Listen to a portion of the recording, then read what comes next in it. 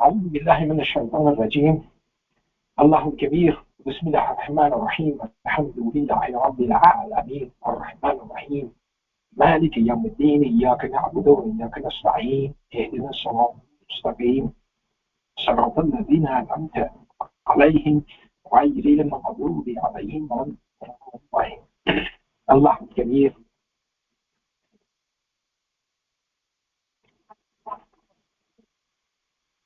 We all know that the source of all of these blessings that we have today is coming from God and no one else. And so we should be keenly aware of this fact and keep it in the forefront of our minds that God alone is the one who helps us and has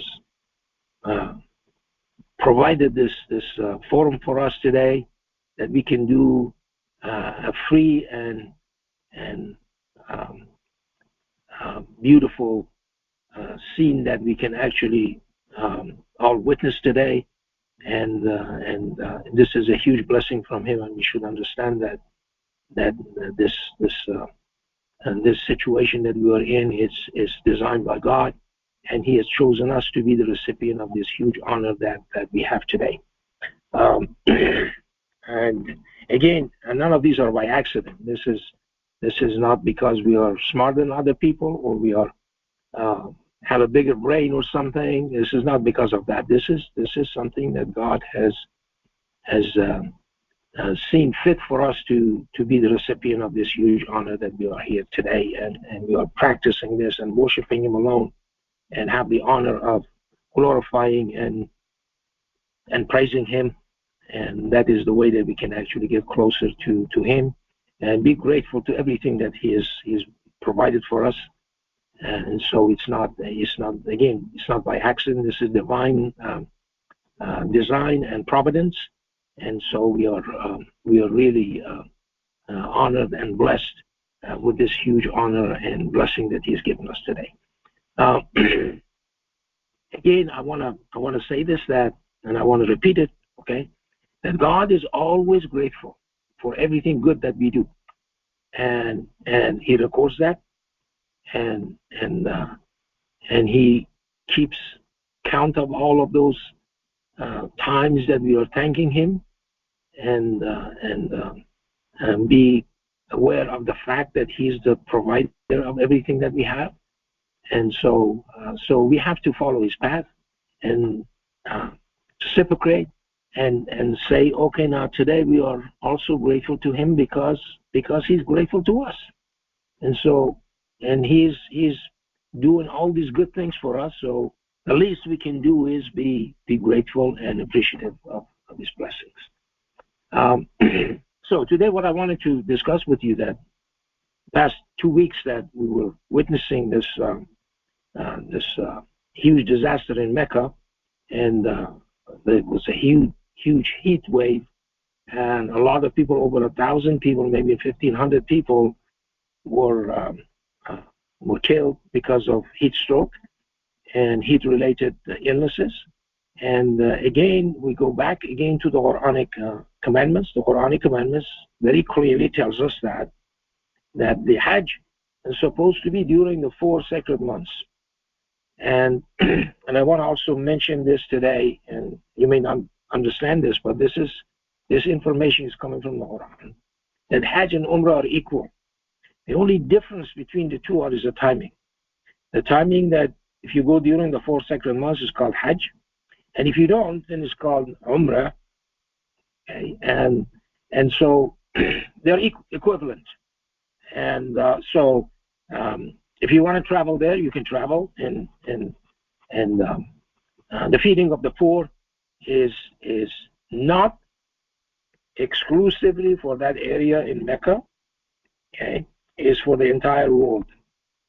And God says to Abraham that He says, call upon people to come to Hajj. And so everybody is welcome to go to God's house. Let's call it that, okay, because that's what God says. Okay. And He says, cleanse my house. And the house is not cleansed because of the black stone. Okay, and that black stone should be removed. It has no place in there. And so we have to be keenly aware of that. If we are going there, we should not approach it under any circumstances. Okay, there is no circumambulation or relation. I don't know how to pronounce it, but of the Kaaba, that they go around and around. And there is none like that. The word tafa in Arabic means to visit, okay, as Rashad has correctly understood it. And so that idea is that you go there and you visit the house, okay, God's house. So and then the whole philosophy behind it is, how do you behave as a guest of honor? Let's put it that way. How do you behave? Okay, you put your nice clothing on, okay, and you put your accessories on and everything, and you go there in a acceptable dressing code, okay, not half naked like some men do, okay. It's like a toga or something, it's wrapping around themselves. That's not in the Quran. That's not in the Quran. As a matter of fact, God says when you go to the mosque, you should put those niceties on. You should be dressing accordingly. Okay. Do we go with that kind of dressing to our boss? Do we go with that kind of dressing to somebody who invites us to dinner? Do we go with that kind of dressing to our place of work so our workers can see us like that? No, we put our nice clothes on. We make sure that we are acceptable socially. We look nice. Okay. But again, all of these have been taken out of context, and so what happens is that the old traditions takes over, and when they do, then this whole ritual of Hajj has nothing to do with the Quran anymore. Okay? That is the problem. And the consequences are not good. Consequences are humiliating. They are embarrassing. They're deadly as we see it, because it has been squeezed into only 5 days out of the year. And since the lunar year moves within the solar year, sometimes it would be in the middle of the summer, as it is right now, okay? And thanks to climate change and burning of fossil fuels and ignoring all of the scientists' warnings that the planet is getting too hot, well, it's getting too hot. Simple as that. It was 122 degrees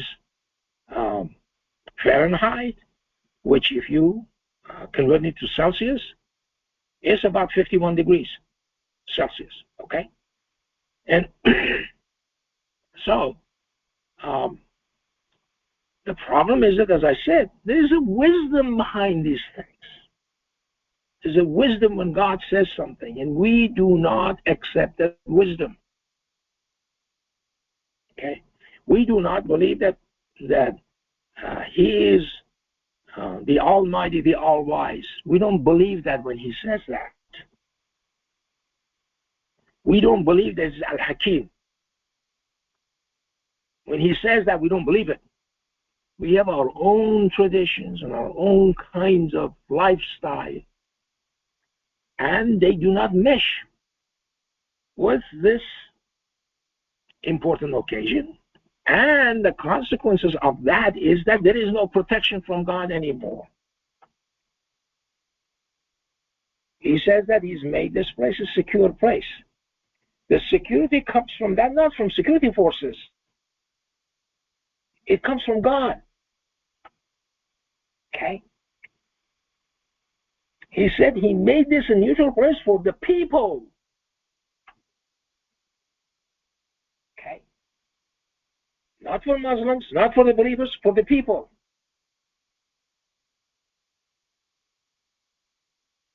Because God is the God of everybody, not a group of people.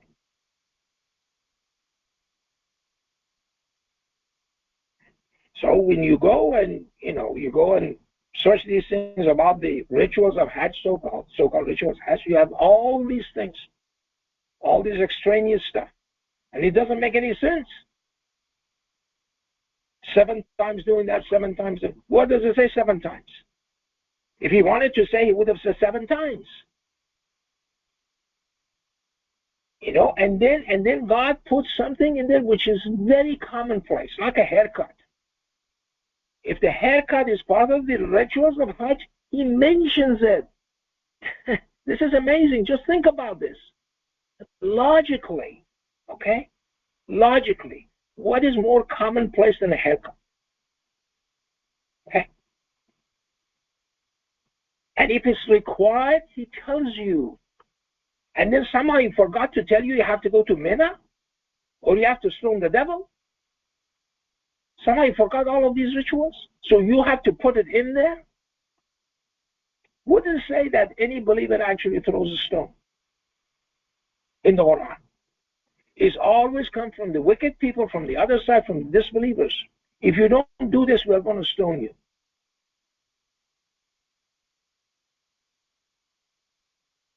So we must be keenly aware of these facts. That really, when you read the Quran, you really have no common overlap with the people who do not believe in the Quran, or they think that it's not complete and fully detailed. Even in the cases of religious edicts. As God says in chapter 49, he says that, are you teaching God about your religion? Is that what we are doing? And that's exactly what we are doing.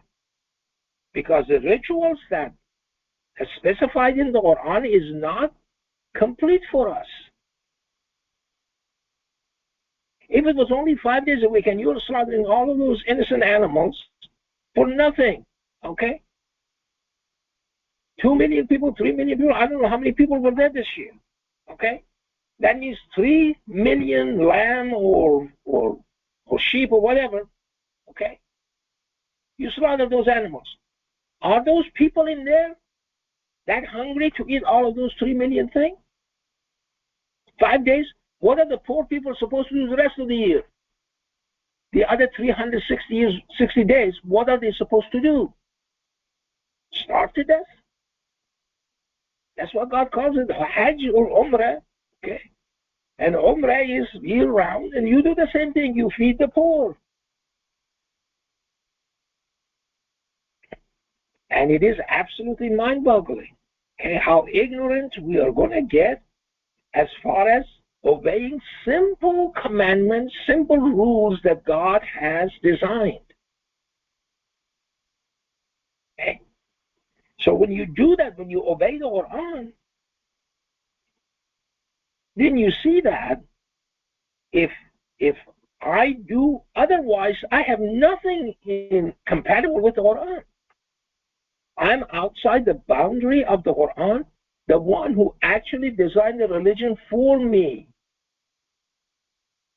Not that I'm going to tell him, this is what I'm going to do to worship you. We just read it, okay? Adam received words through which he could redeem himself.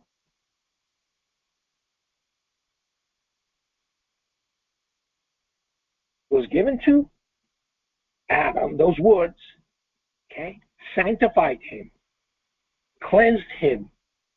He couldn't do it by himself. God taught him those words. And so, accordingly, he teaches us these things. That if I want to mention something, even as commonplace as a haircut, I mention it. Okay? But somehow, the scholars, the so-called scholars, they believe that somehow he forgot. So I have to remind them. Okay? Go to Mina. And in Mina, a few years ago, there was a huge fire. 1,200 people got killed. Okay? As I said, it has no place in the Quran. If he wanted to say it, he would have said it. So once you do that, you're out of that protection that God has promised in the Quran, that this place is a sanctuary. It's a place that no harm can be done to anybody. Okay? And so We have to cleanse the house if we want to be successful in this world and most importantly in hereafter. And we cannot bar from the sacred mosque. That place should be open 24 hours a day, year round, and people can come and visit. Okay? And the key word here that I'm stressing is people. Not believers, okay? Not Muslims, people. People can come and visit God's house. Okay? And that house has to be cleansed of everything. Okay? Thou shalt not make graven images in the form of anything which is in the heavens and the earth and worship it. And that's exactly what's been done to that black stone. Okay? So, do we have the courage to do this? You have the courage to go ahead and think about it and see, looking inward a little bit. Look yourself in a mirror. Say, am I doing these things right? Am I following the Quran? If it was, why isn't it in the Quran?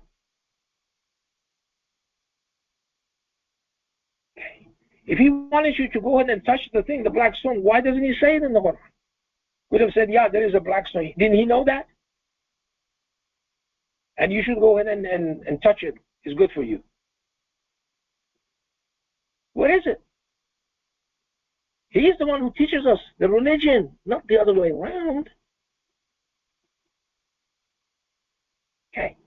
So that challenge is still there. Are you teaching God about your religion? Are you informing about your religion?